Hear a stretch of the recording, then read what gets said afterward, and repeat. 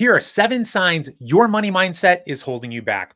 You're not bad with money. You're just following an invisible script. Most people live their entire lives with a money mindset that was written for them, not by them. Today, I'm going to expose 7 signs your mindset is keeping you broke, and I'm going to tell you how you can flip the script. Hey, I'm Dr. Brad Klontz, financial psychologist and best-selling author of Start Thinking Rich. For the last 2 decades, I have helped thousands of people, from everyday Americans to multimillionaires to professional athletes.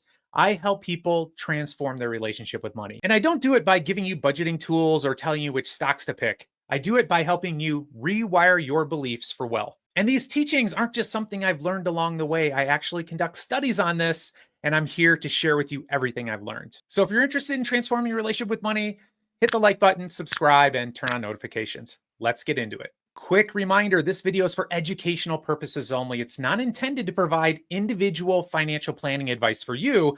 I don't know your situation. So please always consult with a licensed financial professional before making some big financial move. Sign number 1, you think that wanting more money makes you greedy. If you think wanting wealth makes you selfish, you're already losing the game. This belief often stems from childhood experiences. Maybe growing up with your parents telling you things like, money doesn't grow on trees, rich people are greedy, money corrupts, or we're not like those people.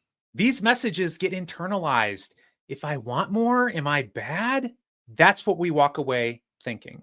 It's really a moral association we have with scarcity. We feel like it's actually safer for us to be broke because it aligns better with our family values. And it's honestly a terrible tragedy because really there is no connection between money and morality. So here's the reframe. Money isn't good. Money isn't bad. It's just a tool. It's like a hammer. A hammer can be used to build something beautiful, or it can be used to destroy something beautiful. It's really up to you what you do with it. In psychology, we call this cognitive dissonance. If you crave success, but you also believe that wealth is evil or that it's bad, your brain is going to sabotage you to help reduce that sense of internal conflict. In other words, it's challenging to hold on to 2 separate beliefs at the same time. I want to be wealthier, but having money is bad.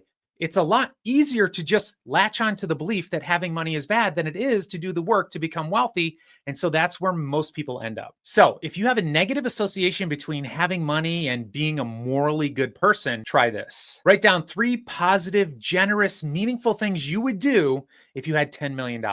How would you make the world a better place? Let those types of aspirations, that type of moral value, let that anchor your desire to become wealthy. We want people like you to become wealthy anyway. Sign number 2, you're more comfortable being broke than you are being wealthy. If being broke feels normal, if it feels like home, your nervous system may be sabotaging your wealth. I worked with a client who kept sabotaging herself. She would lose jobs. She would not negotiate a pay raise because really what it came down to, she felt unsafe with success. Why? Because her entire childhood, her entire family history was filled with struggle. As a matter of fact, her family prided themselves at overcoming these adversities and on living with less. This was baked into her brain. So subconsciously for her, success felt like a betrayal to this old family story she was living in. This is what I would call financial trauma adaptation. We have a tendency when it comes to our financial life to recreate what we know to be familiar. In psychology, we call this homeostasis. It's where your brain tries to keep things normal, keep things consistent, keep things predictable, even though it might mean dysfunction. If you're more comfortable being broke than being wealthy, ask yourself, what emotions do I associate with having more money? Take an honest look, get a journal, write them out. Then ask yourself, where did this belief come from? Sign number 3, you think that wealth is about luck or privilege. If you think success is just about luck, you're never going to feel in control enough to create it. Sure, of course, some people are born with more privilege than others, but millionaires, did you know that 88% of them are self-made? They didn't inherit their money. They didn't win the lottery. They changed their mindset. They took action and they were able to achieve success. For example, one of my billionaire clients was a first-generation immigrant who started with absolutely nothing. Today, a 10-figure annual business. Was there luck? Yes, there was. It was a bunch of bad luck. His father died when he was young, immigrated to the United States, didn't speak the language, failed 2nd grade, had every barrier up against him.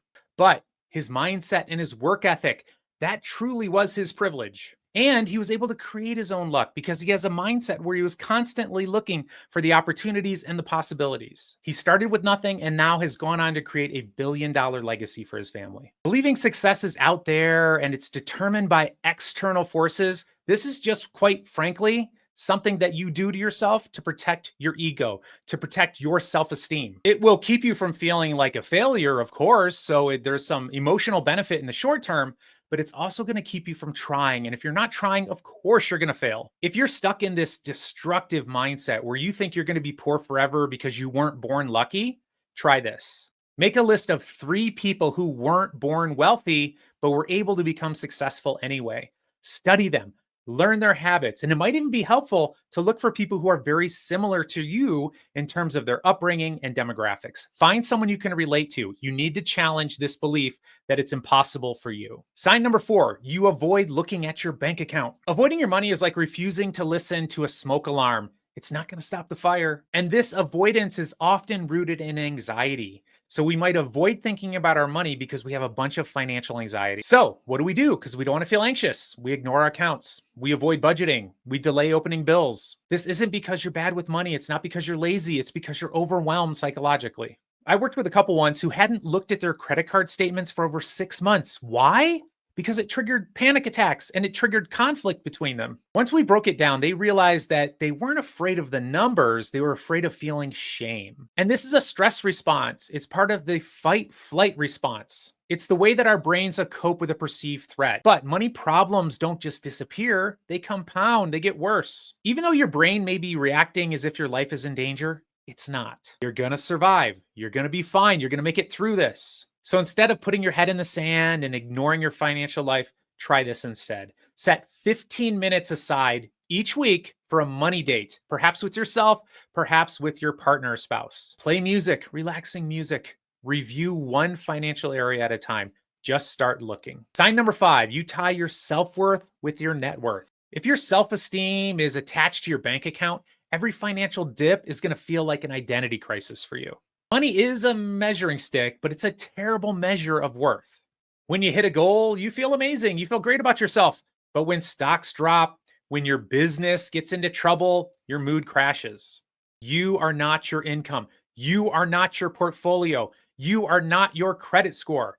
This is related to an addiction to external validation. If your sense of self-worth always comes from achievements, of course you're going to be anxious when those achievements dip. If you're having trouble disconnecting your sense of self-worth from your net worth, try this. Make a list of 5 things you're proud about yourself that have nothing to do with money. Pull those out and read them when you're feeling unworthy. Sign number 6, you fear what people will think about you if you get rich. If you're shrinking your success to fit in, you're sacrificing your future for approval. This is related to your financial comfort zone, where you fear that you may no longer belong to your closest family members and friends because your financial life is different than theirs. You fear being judged. What if they think that you're greedy? What if they think that you sold out? What if they think that you forgot about them or you think that you're better than them? So you stay small. This is typically done subconsciously. You may undercharge. You don't even talk about the wins you have or the goals you have in life. And here's the sad reality. The people closest to you, the people you love, they may be subconsciously sabotaging your success. Why? It's not because they want you to fail. It's not because they want you to be miserable. It's because they don't want to lose you.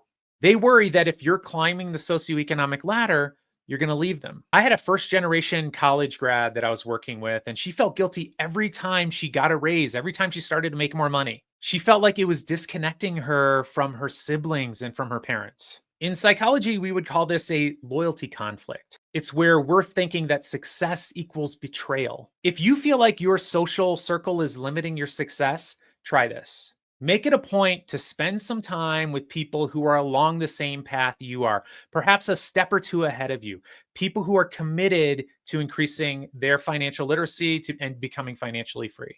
In other words, expanding your social circle to include people who share the same goals you have. Sign number 7, you believe that struggle is more noble than success. If you think suffering is the price of virtue, you're going to reject ease and comfort even when it shows up. In many families, hard work equals moral value. If something comes easy, it feels wrong. You might feel like you didn't really earn it unless you bled for it. But guess what? The wealthiest people I know, they optimize for ease. It's the entire point. They systematize, they delegate, they make money while they sleep. This mindset is similar to a martyrdom mindset. It's where you feel like the more you suffer, the more valuable you are, as if you're going to win some type of suffering award. If you worry that you might be subconsciously attracted to suffering, try this. Ask yourself, am I creating unnecessary struggle and difficulty in my life to feel worthy? And spend some time with this. Dive deep, really think about it, and then journal. What would it look like if I built wealth with peace and purpose? If you recognize parts of yourself in any of these 7 signs, it's a gift, because awareness truly is the first step to transformation. The great news is your money mindset isn't fixed. It was inherited, yes, but it can be rewritten. You don't have to repeat the past. You can choose wealth. You can choose comfort. You can choose success, and you can write a new script for yourself. If you enjoyed this video, make sure to like and subscribe and drop a comment below. Which money belief are you working on right now? I'll see you next time.